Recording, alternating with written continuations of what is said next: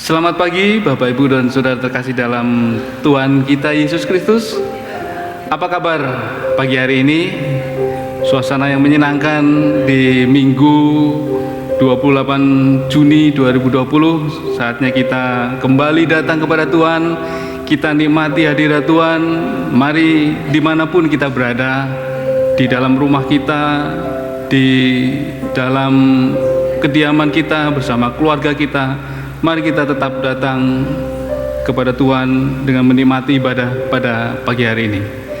Mari kita siapkan hati dan pikiran kita. Mari kita akan masuk dalam panggilan ibadah. Di dalam Dia kita beroleh keberanian dan jalan masuk kepada Allah dengan penuh kepercayaan oleh iman kita kepadanya. Mari kita akan angkat pujian Ku Cinta Padamu.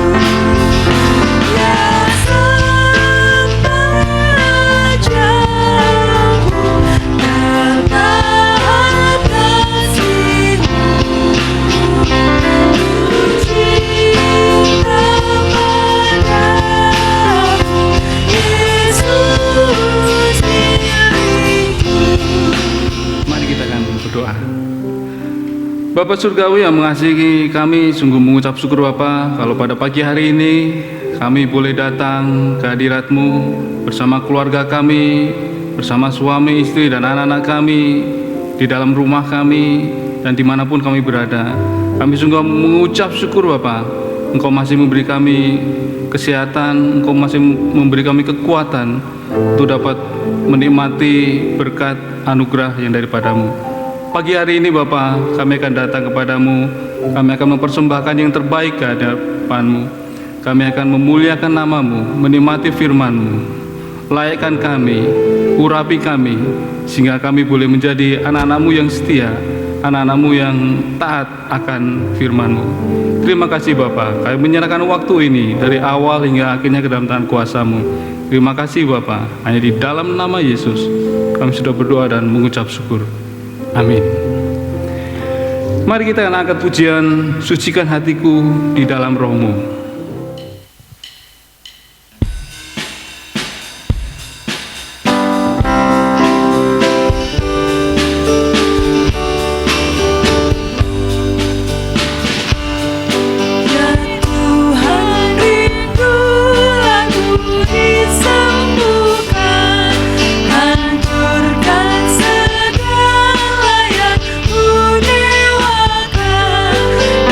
Diamlah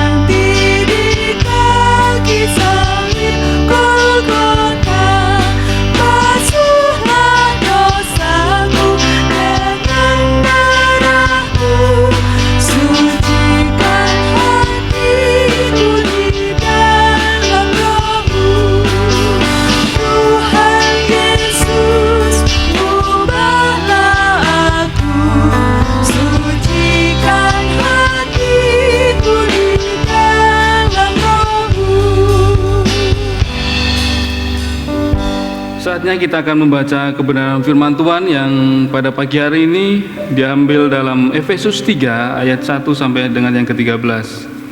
Di dalam Efesus 3 ayat 1 sampai dengan yang ke-13, demikian firman Tuhan. Rahasia panggilan orang-orang bukan Yahudi. Itulah sebabnya aku ini, Paulus, orang yang dipenjarakan karena Kristus Yesus untuk kamu, orang-orang yang tidak mengenal Allah. Memang kamu telah mendengar tentang tugas penyelenggaraan kasih karunia Allah yang dipercayakan kepadaku karena kamu, yaitu bagaimana rahasianya dinyatakan kepadaku dengan wahyu, seperti yang telah kutulis di atas dengan singkat.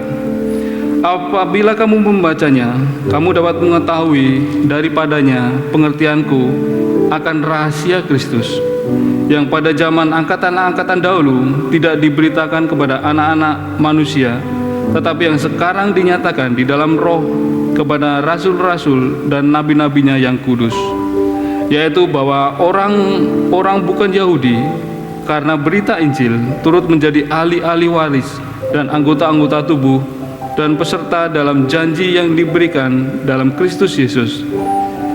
Dari Injil itu aku telah menjadi pelayannya menurut pemberian kasih karunia Allah yang dianugerahkan kepadaku sesuai dengan pengerjaan kuasanya.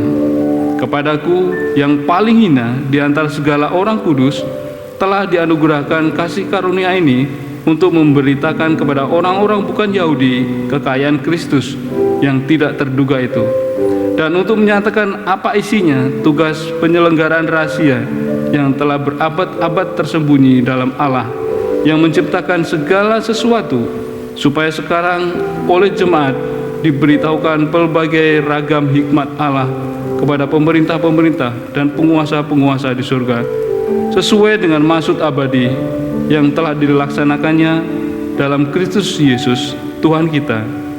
Di dalam Dia kita beroleh keberanian dan jalan masuk kepada Allah dengan penuh kepercayaan oleh iman kita kepadanya. Sebab itu aku minta kepadamu supaya kamu jangan tawar hati melihat kesesakanku, karena kesesakanku itu adalah kemuliaanmu. Amin. Mari kita akan angkat pujian Tuhan harapanku.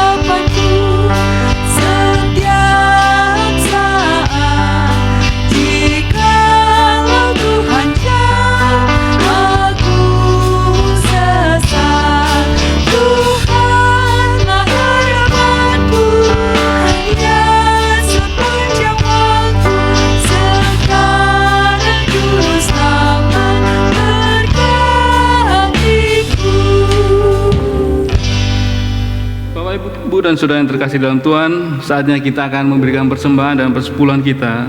Ada tiga cara yang dapat kita lakukan dalam memberikan persembahan dan persepuluhan. Yang pertama adalah melalui rekening gereja di Bank BCA dengan nomor rekening 29407720012 atas nama Adi Putranto atau Tovan Arvile Yunardo Suahkopone, dengan memberikan keterangan tujuan. Yang kedua adalah memasukkan ke dalam kotak persembahan yang berlokasi di depan pintu kantor gereja bagian dalam setiap harinya antara pukul 9 sampai dengan 16 sore.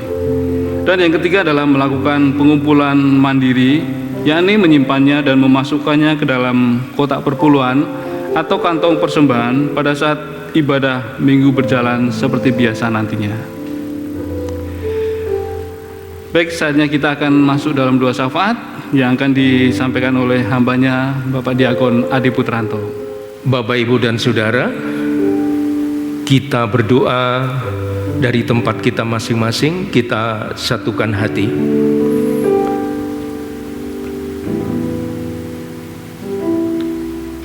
Allah Bapa, Allah Anak, Allah Roh Kudus yang esa adanya, yang berdaulat atas hidup setiap insan. Terpujilah namamu kekal selamanya. Saat ini kami bersama jemaatmu Gereja Baptis Indonesia Karunia Tuhan berdoa, kiranya Tuhan memulihkan negara-negara yang terdampak pandemi COVID-19, termasuk juga Indonesia. Kami berdoa kiranya Tuhan berkenan memberkati upaya dan usaha yang dilakukan untuk menemukan vaksin COVID-19.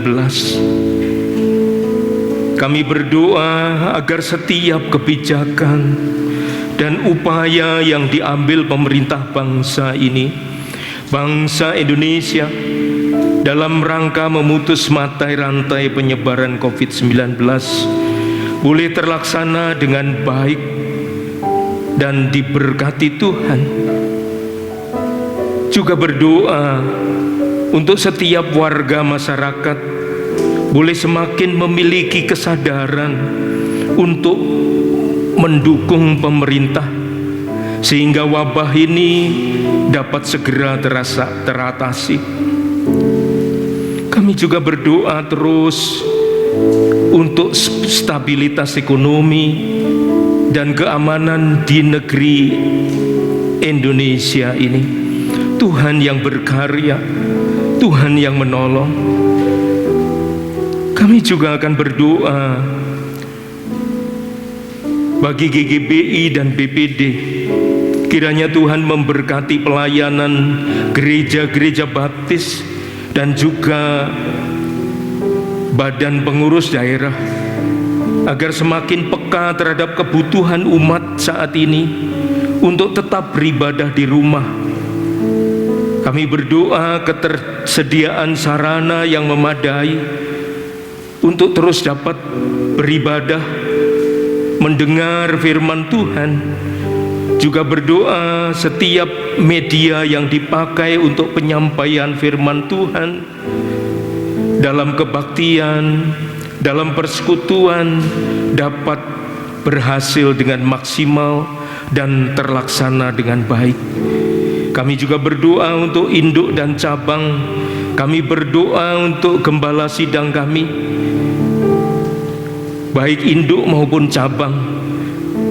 Kiranya terus Tuhan berikan hikmat bijaksana, Tuhan anugerahi dengan semangat sehingga terus dapat melayani dengan sepenuh hati kepada jemaat baik di induk maupun di cabang-cabang.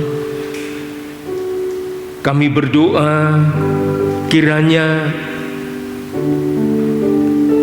keterbatasan persekutuan, perjumpaan tidak membatasi setiap pribadi untuk terus semakin bertumbuh, semakin mengalami perjumpaan dengan Tuhan, semakin mengalami kebangunan rohani yang Tuhan beri dari hari ke hari. Setiap saat Tuhan terus berkarya. Juga kami berdoa untuk kebutuhan jemaat. Kami berdoa untuk jemaat yang sudah Tuhan berkati, para lansia gereja ini. Tuhan berkati dengan kesehatan yang baik kepada Bapak Tumpak Huta Barat, Ibu Gideon, Ibu Lendang, Bapak Marali Simanjuntak, Bapak Kasidi, Ibu Badar, Ibu Yohana, Ibu Sijabat, Bapak Suparno, Bapak Susanto, Ibu Trimurti. Damai-Mu, lawatanmu yang menjadikan saudara-saudara kami terus mengalami sukacita, mengalami damai sejahtera di dalam setiap aktivitas hari lepas hari. Terima kasih, kami juga mengingat Pak Indra Saldi dan Ibu Yaya Kasidi. Tuhan yang memelihara, Tuhan yang terus memimpin, Tuhan yang terus akan memberkati, sehingga dapat melakukan segala aktivitasnya dengan baik. Juga kami berdoa untuk pergumulan jemaat. Ada saudara-saudara kami yang terdampak dari pandemi COVID-19, mungkin PHK, mungkin sakit penyakit. Kami terus berdoa bagi saudara-saudara kami, kiranya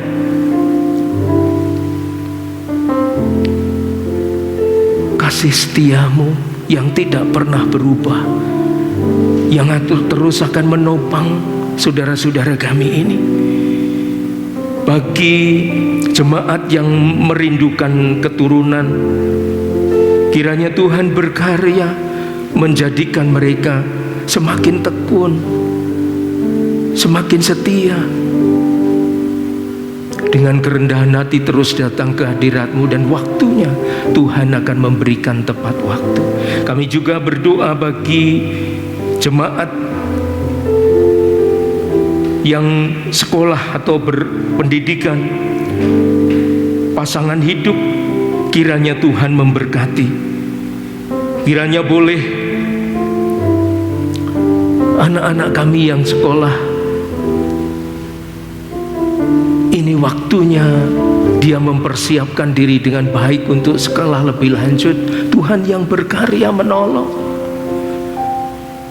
Tuhan yang terus memimpin, menyertai di dalam kehidupan jemaat kami. Kami juga berdoa bagi saudara-saudara kami yang masih harus tetap bekerja di luar rumah, para tenaga kesehatan yang melayani kebutuhan orang-orang yang sakit, terlebih lagi pasien COVID-19. Kiranya Tuhan terus menopang dan memberikan kekuatan kesehatan kepada mereka. Tuhan juga menjagai semua anggota keluarga mereka. Tuhan, kami juga berdoa kiranya memberkati keperluan APD rumah sakit, kiranya boleh tercukupi karena karya-Mu. Juga Tuhan, kiranya memberi hikmat kepada orang-orang tenaga-tenaga medis yang percaya kepadamu. Waktunya untuk terus menceritakan kasih-Mu, kekuatan-Mu, kuasa-Mu yang nyata di dalam kehidupannya, sehingga boleh memberitakan kasih sayang Tuhan melalui apa yang diperbuatnya hari lepas hari. Terima kasih Tuhan Yesus, kesempatan yang Tuhan beri bagi kami untuk menaikkan doa syafaat kami.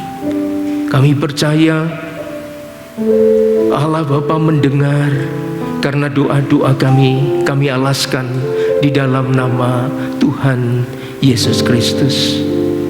Amin.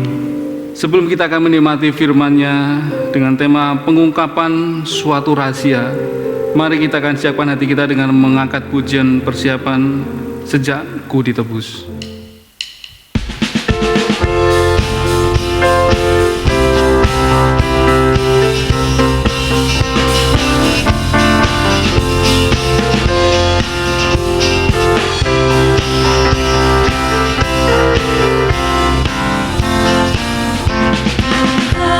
Raja di laguku, sejak ku ditebus.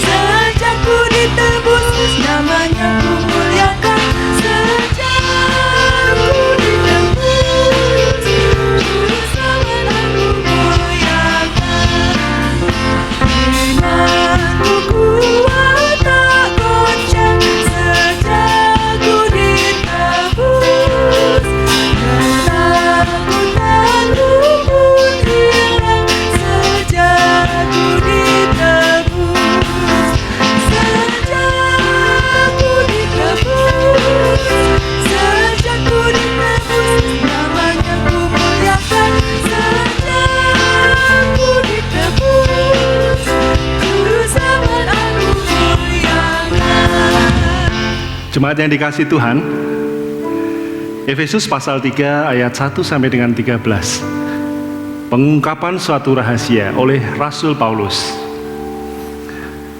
Bagaimana jika Bapak Ibu Saudara mungkin memperhatikan kalau saya berkata kepada seseorang kira-kira seperti ini. Ini ada satu rahasia penting. Jangan kasih tahu yang lain ya. Ini rahasia, wis pokoknya kalau bukan teman sendiri nggak saya kasih tahu. Tapi rahasia ya, untuk kamu saja. Nah, kira-kira apa yang terjadi selanjutnya? Ya betul, biasanya malah yang terjadi adalah tidak sedikit yang justru setelah mendengar rahasia itu atau gosip dan lain sebagainya, justru nanti malah menyebar luaskan atau memviralkannya. Nah, memang namanya rahasia dan lain sebagainya sesuatu yang menarik ya, sehingga orang mungkin akan sangat mudah untuk segera menyampaikan. Apalagi kalau rahasianya sudah terbuka, wah cepat sekali tersebar. Tapi ada satu pengungkapan rahasia dimulai di pasal 3 ini oleh Paulus yang mengungkapkan bahwa ada satu karya Allah di dalam Yesus Kristus yang begitu lama terpendam, kini diungkapkan. Jika Anda dan saya mengetahui rahasia itu, kira-kira apa respon Anda dan saya? Mari kita perhatikan di dalam pasal 3 ayat 1 sampai 5 dari kitab Efesus ini. Di bagian pertama kita ada dilihat sana pengungkapan suatu rahasia. Rahasia yang sekarang benar-benar sudah diungkapkan atau dinyatakan atau dibuka. Dalam kasih karunia Yesus Kristus, kasih karunia-Nya sungguh luar biasa yang menyimpan suatu rahasia yang dari sejak semula dan selanjutnya sekarang dinyatakan melalui wahyu atau ilham. Paulus menerima semuanya itu. Jadi kita memperhatikan ya bagaimana Paulus menyatakan bahwa melalui ilham di dalam ayat 2 sampai yang ketiga. Bagaimana rahasia itu dinyatakan kepadaku melalui wahyu atau ilham. Jadi sebenarnya ketika Paulus menerima wahyu atau ilham ini adalah ketika ia dipimpin, dikuasai Roh Kudus sehingga mengetahui kehendak Allah, lalu ia menuliskannya dalam sebuah surat. Maka ini disebut suatu wahyu atau pengilhaman langsung, karena Roh Kudus langsung berbicara kepada Paulus. Lalu ia tuliskan supaya ilham yang ia terima dituliskan dan dapat dimengerti oleh orang-orang yang akan menerimanya, yaitu dalam hal ini orang-orang Efesus. Maka selanjutnya untuk orang Efesus yang sudah menerima surat Paulus, mereka membaca wahyu yang diberikan Allah kepada Paulus. Jadi bukan pengilhaman atau wahyu langsung ya, tetapi sudah tertulis dan kita pun sudah mengenalnya di dalam kitab Efesus ini. Nah, Bapak Ibu Saudara yang dikasihi Tuhan, mungkin sedikit lebih kita klarifikasi mengenai ini, bahwa Rasul Paulus langsung menerima wahyu, sedangkan jemaat Efesus mereka menerima wahyu yang sudah dituliskan. Ada bedanya ya, ada bedanya. Nah, firman itu tentu saja dapat dimengerti. Memang banyak orang mungkin akan memahami dalam kalau ditanya atau disurvei ya, apa yang menghalangi seseorang untuk tidak membaca firman Tuhan. Biasanya survei itu dimulai dengan yang namanya mungkin males ya. Mungkin peringkat pertama, kenapa Anda tidak baca firman Tuhan? Males ya. Kalau nggak ada waktu, saya pikir nggak ya, kita punya waktu yang sama. Tetapi mungkin itu juga ada alasan yang kedua ya, wah nggak ada waktu, sibuk, ada urusan ini dan urusan itu. Tetapi saya pikir apa yang dikatakan Paulus di dalam ayat 3 dan 4 ini adalah survei menurut saya 3 besar. Selain males, selain tidak punya waktu untuk alasan itu, tapi di sini ada yang mengatakan bahwa nggak mudeng Pak, nggak ngerti dengan firman Tuhan yang saya baca. Ya. Jadi beralasan karena nanti kalau baca firman Tuhan nggak ngerti. Ini sama sebenarnya yang dialami oleh jemaat Efesus, dan Paulus berkata bahwa apabila kamu membacanya, kamu dapat mengetahuinya. pengertianku akan rahasia Kristus. Jadi Paulus sudah mengantisipasi ya, bahwa firman yang dituliskan itu enggaklah sulit-sulit, tidaklah akan membuat mereka bingung. Ini jelas. Kalau kamu membacanya, ayat 4 dikatakan, kamu akan mengerti, kamu akan mengetahuinya. Jadi sebenarnya alasan untuk membaca firman Tuhan, enggak ngerti Pak, enggak mudeng Pak, itu bukan alasan. Karena Paulus sendiri mengatakan, kamu akan mengetahuinya. Tapi dari sini kita melihat ya, bahwa rahasia sekarang diungkapkan melalui pewahyuan langsung pada Paulus. Dilanjutkan Paulus menuliskannya menjadi suatu surat dan kitab kepada jemaat Efesus dan kepada kita tentunya pada saat ini.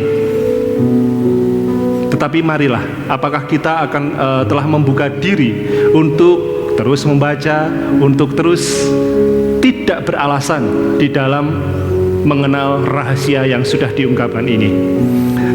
Bapak Ibu Saudara yang dikasihi Tuhan, tentu saja kita melihat di dalam ayat 5 juga bahwa ini suatu rahasia yang pada zaman angkatan-angkatan dulu tidak diberitakan.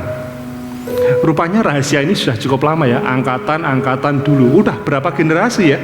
Berarti bahwa rahasia yang sedang Paulus ungkapkan dalam tulisannya itu sebenarnya suatu rahasia yang sudah sangat lama, amat sangat lama, tertutup untuk orang-orang bukan Yahudi, tertutup untuk kita, karena kita kan bukan orang Yahudi ya. Tapi sekarang di dalamnya Paulus menyatakan ini sudah diungkapkan, rahasia sudah dinyatakan. Tetapi kenapa kok masih disebut rahasia ya? Loh, katanya sudah diungkapkan, tetapi kenapa kok masih disebut sepertinya masih suatu misteri, suatu rahasia ilahi? Nah, apa ya kira-kira yang mendasari itu? Coba kalau Bapak Ibu Saudara, mungkin di antara Anda ada yang sering atau suka baca novel. Misalnya novelnya adalah novel misteri, suka novel-novel misteri atau yang penuh rahasia-rahasia. Ketika Anda menerima buku itu atau novel itu, pasti Anda belum tahu rahasia apa yang ada di dalamnya. Tetapi ketika baca pelan-pelan dari awal sampai akhir, misteri terkuak, terjawab di bagian akhir. Lalu Anda selesai baca novel itu. Apa yang terjadi dengan novel itu? Apakah disebut sebagai novel yang bukan misteri lagi, bukan rahasia lagi? Enggak ya, kita tetap selalu menyebutnya ini suatu novel misteri. Kalau Anda suka novel-novel detektif-detektifan itu ya, juga pasti dari awal Anda akan membaca sampai akhirnya Anda tahu, oh ada kasus sudah terpecahkan. Tapi apakah novel itu akan menjadi novel yang tidak menarik lagi? Anda tetap menyebutnya itu sebagai novel detektif. Novel petualangan. Petualangan dimulai dari bab 1, bab 2 Anda baca sampai akhirnya petualangan berakhir di bab sekian. Apakah setelah itu ini tidak disebut lagi novel petualangan? Enggak, tetap disebut novel petualangan. Demikian juga rahasia Allah sejak berabad-abad di dalam Kristus sekarang diungkapkan. Dulu rahasia, sekarang diungkapkan.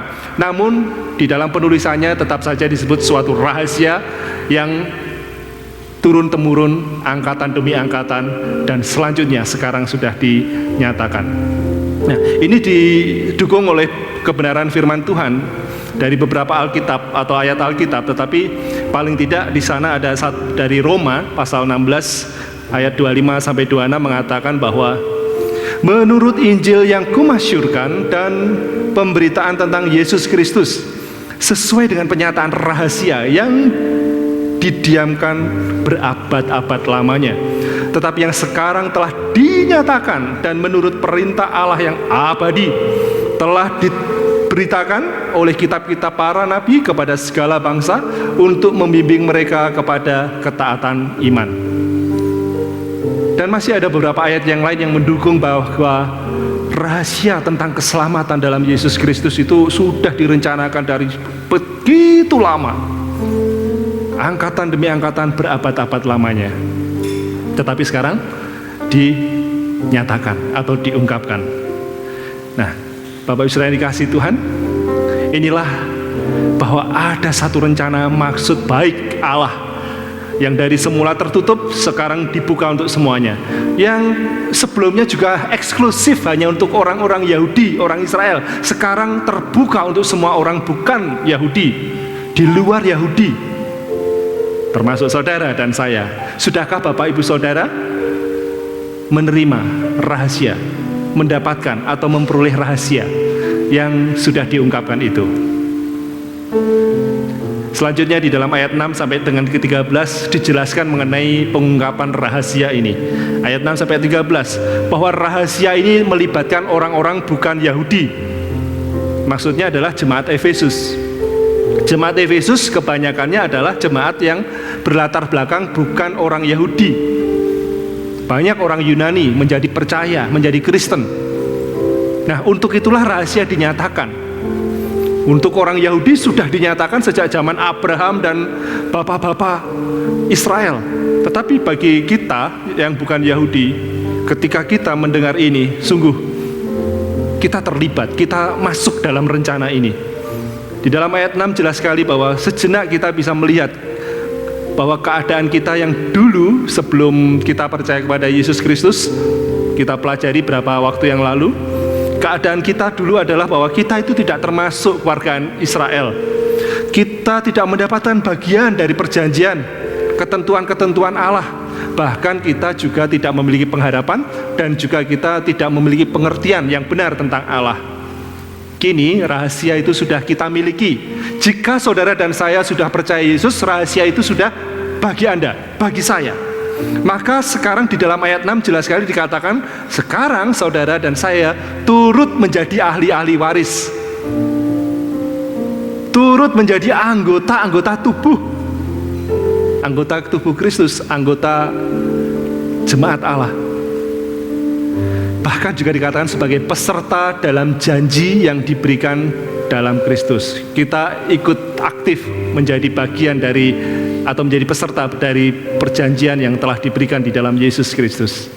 Jadi, orang bukan Yahudi termasuk saudara dan saya, untuk kurun waktu yang lama memang rahasia itu tidak diungkapkan. Kini bagi kita semuanya sudah dibukakan.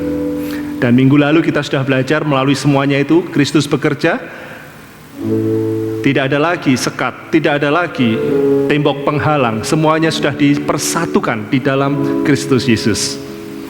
Mengakhiri di dalam kebenaran firman Tuhan di ayat 3, pasal 3 ayat 7 sampai dengan 13, Paulus menyebutkan betapa pentingnya rahasia ini diteruskan.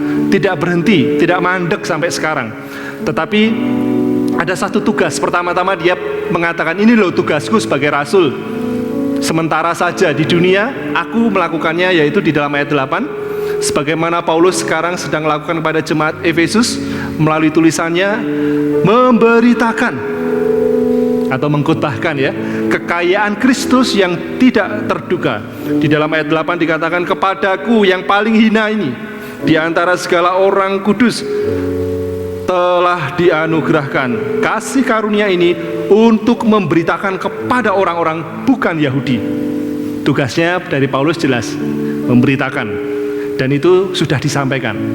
Begitu dapat wahyu dari Allah Roh Kudus, dituliskan, sampaikan kepada orang-orang Efesus. Dia melakukannya dengan setia.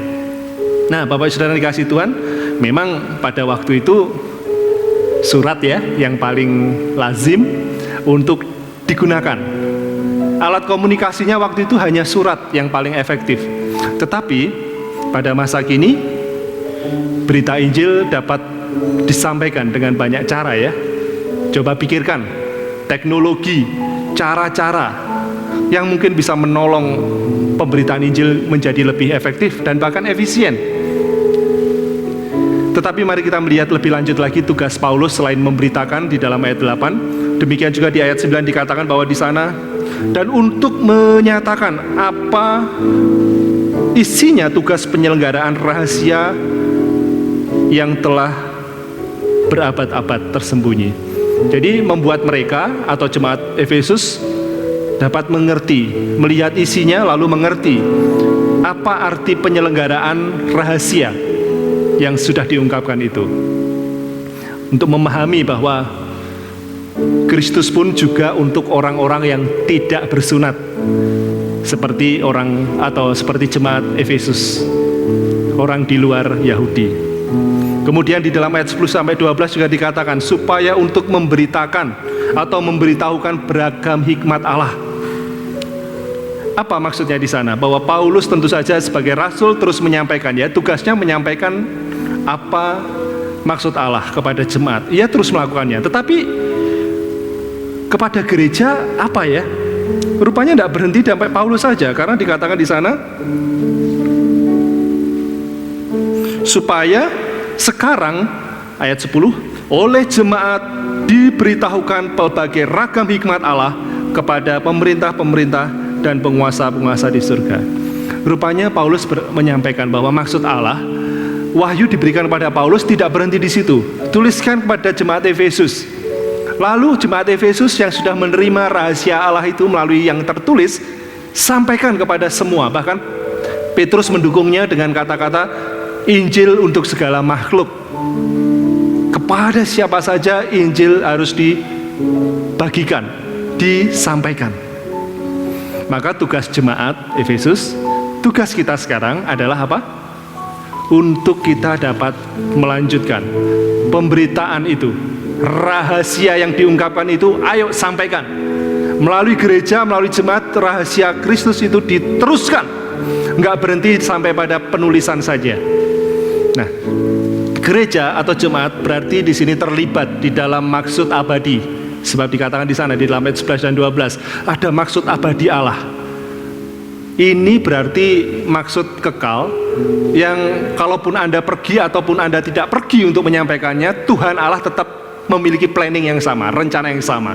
Apakah Anda akan pergi ataukah saya akan pergi atau tidak jadi masalah, karena dia akan bisa pakai siapapun juga untuk maksud ini terlaksana.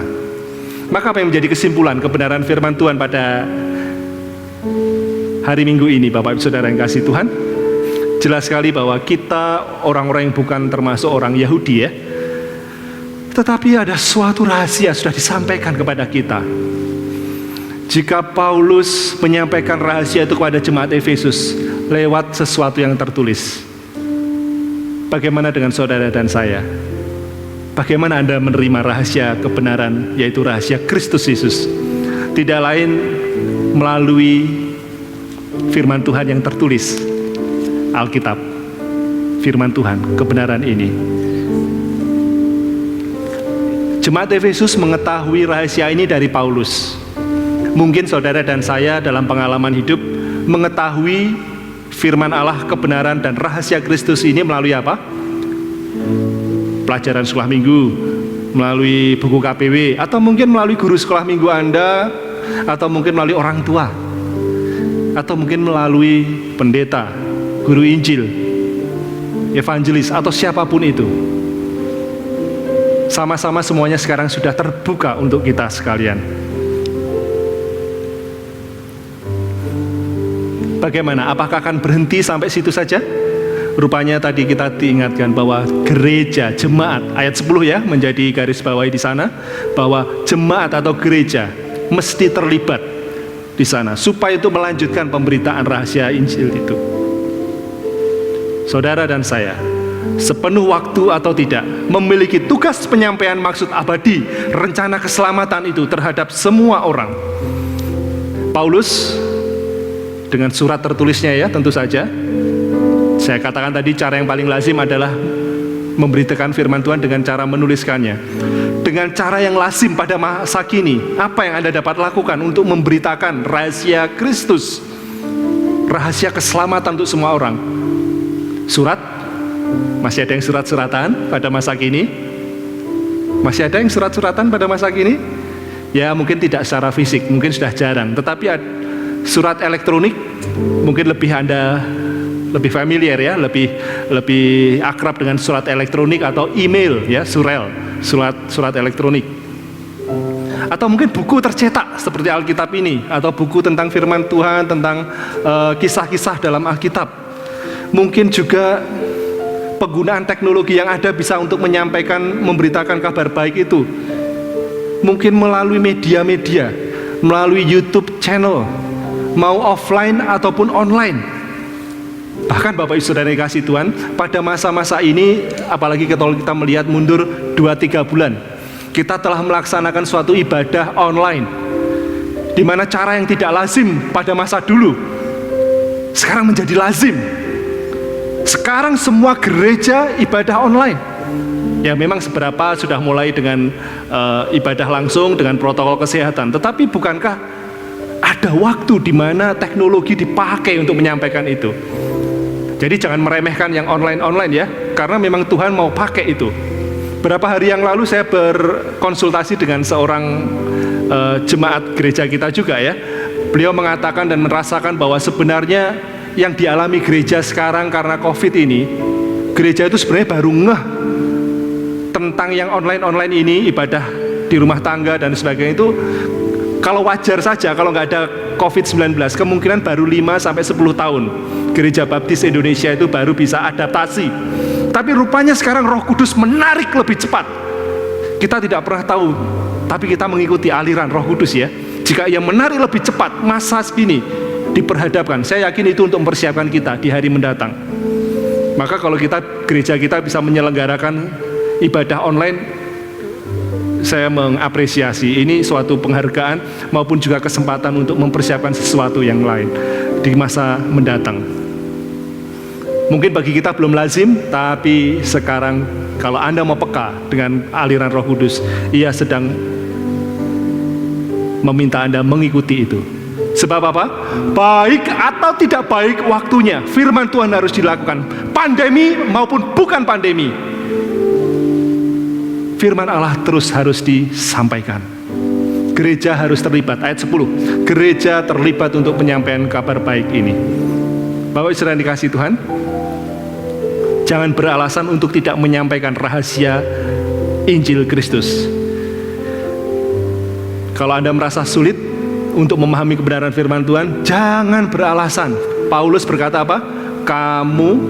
Apabila kamu membacanya, kamu akan mengerti, kamu akan mengetahui. Sekali lagi, yang menjadi penghambat kita bukan teknologi sekarang, karena semuanya serba terbuka. Yang menjadi penghambat kita bukan karena wabah atau penyakit atau pandemi dan lain sebagainya. Yang jadi masalah atau menjadi penghalang sebenarnya adalah alasan-alasan kita. Selalu beralasan, selalu beralasan. Sekali lagi, garis bawahi di sini. Jangan beralasan untuk tidak membagikan kebenaran firman Tuhan kepada orang-orang yang perlu rahasia itu. Selamat menyampaikan suatu rahasia abadi, keselamatan dalam Yesus Kristus bagi semua orang. Tuhan memberkati kita sekalian. Amin. Jemaat yang dikasihi Tuhan, selanjutnya kita akan menaikkan satu pujian sebagai suatu ungkapan ekspresi akan kebenaran firman Tuhan yang telah kita baca, yang telah kita pelajari bersama-sama ini. Mari kita naikkan lagu ini.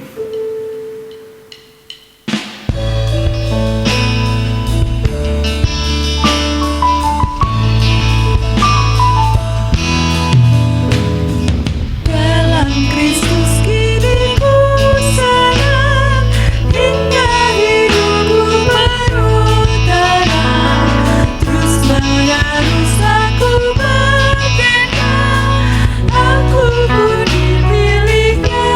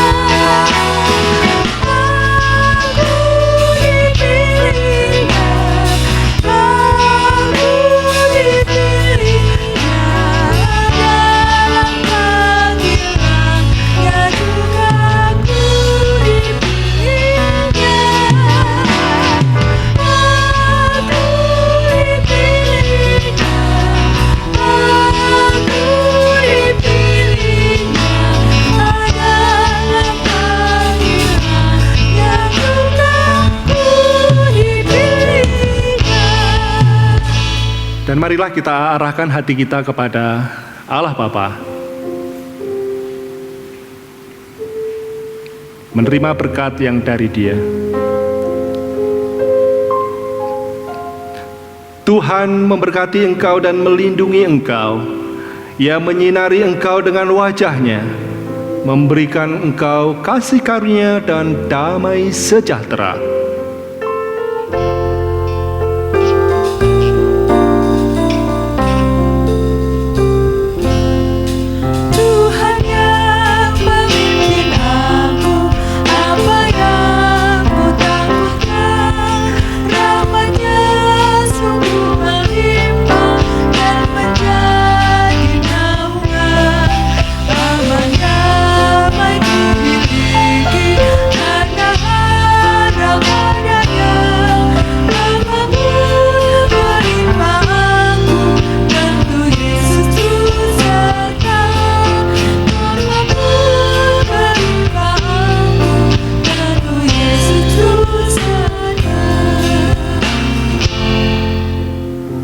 Amin.